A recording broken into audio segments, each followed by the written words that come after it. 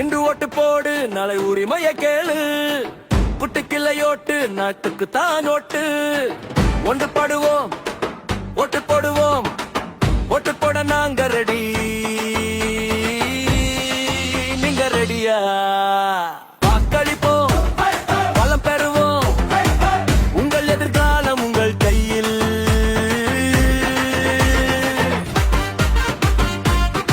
ஓட்டு போடுவோம் உரிமையை பெறுவோம்.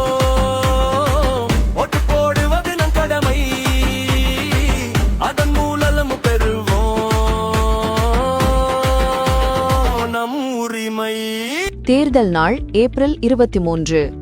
எனது இந்தியா எனது வாக்கு.